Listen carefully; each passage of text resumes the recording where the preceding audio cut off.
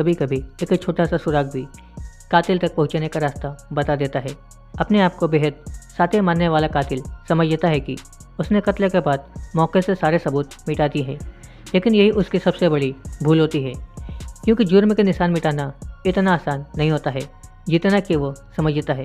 कुछ ऐसी कहानी है कत्ल की इस वारदात की, जहाँ दर्जी के एक टैग ने पुलिस को कातिलों तक पहुंचा दिया और रहस्यमयी हालत में मिली महिला की लाश का राज खुल गया।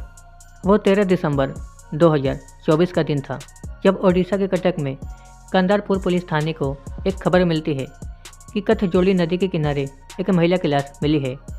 खबर मिलते ही पुलिस की गाड़ी मौके पर पहुंचती है और छानबीन शुरू करती है। लाश तकरीबन 34 से 35 साल की महिला की थी। उसके दोनों हाथों पर टैटू गुदे हुए थे, लेकिन ऐसा कोई सुराग नहीं था जिसके जरिए उसकी पहचान हो सके। लाश के पास ही पुलिस को खून से सनी हुई एक शर्ट और पैंट भी मिलती है।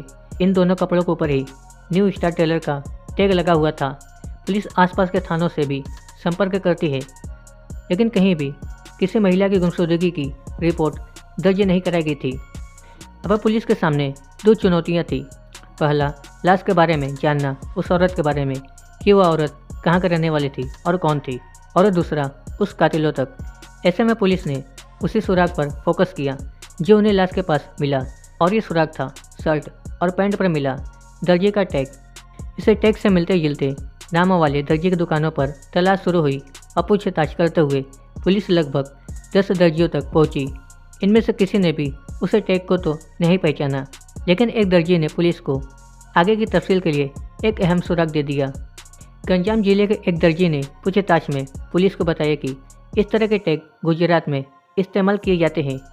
अब इस जानकारी के आधार पर गुजरात पुलिस से संपर्क किया गया और आखिरकार सूरत में वही दर्जी मिल गया।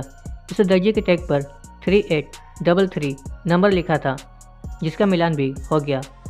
अपना रजिस्टर देखकर इस दर्जी ने बताया कि उसने यह शर्ट बाबू नाम के एक आदमी के लिए सिली थी। अब पुलिस के पास एक नाम था, बाबू, लेकिन यह बाबू कौन है और कहाँ रहता है, इसकी जानकारी नहीं थी। पुलिस इस गुत्थी में उलझती ही थी कि उसे दर्जी ने कातिल तक पहुंचने का दूसरा सुराग भी दे दिया। उसने बताया कि पेमेंट करते समय उसी बाबू को 100 रुपये वापस करने थे, लेकिन उसके पास खुले पैसे नहीं थे। इसी वजह से उसने 100 रुपये एक मोबाइल नंबर के ई-वॉलेट में ट्रांसफ़र कर दिए थे। पुलिस ने उस नंबर पर कॉल किया तो पता चला कि वह आदमी बाबू का दोस्त है। इसके बाद बाबू की पूरी डिटेल मिल गई।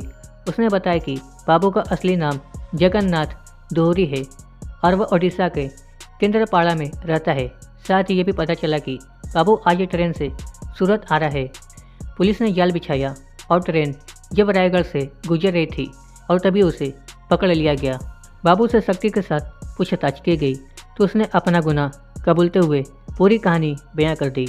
उसने बताया कि जिस महिला की लाश मिली है वह उसकी भाभी थी, और साथ ही बाबू ने यह भी खुलासा किया कि उसने अपने भाई बलराम और चचेरे भाई के साथ मिलकर कत्ल की इस वारदात को अंजाम दिया था। बाबू की निशानदेही पर पुलिस ने बाकी दोनों आरोपियों को भी गिरफ्तार कर लिया। पूछताछ में पता चला कि बलराम उसी महिला का पति है जिसकी लाश मिली थी। बलराम को शक था कि उसकी पत्नी के किसी गैर मर्द के साथ अवैध संबंध है, और इसी की वजह से दोनों के बीच अक्सर झगड़े होते रहते थे। इसीलिए अपने छोटे भाई जगन्नाथ और चचेरे भाई हापे के साथ मिलकर अपनी पत्नी का कत्ल कर दिया। उम्मीद है कि ये वीडियो आपको पसंद आई होगी। वीडियो पसंद है तो वीडियो को लाइक करें और ऐसे वीडियो देखने के लिए चैनल को सब्सक्राइब करें। तो मिलते हैं अगली वीडियो में ऐसे किसी वीडियो के साथ।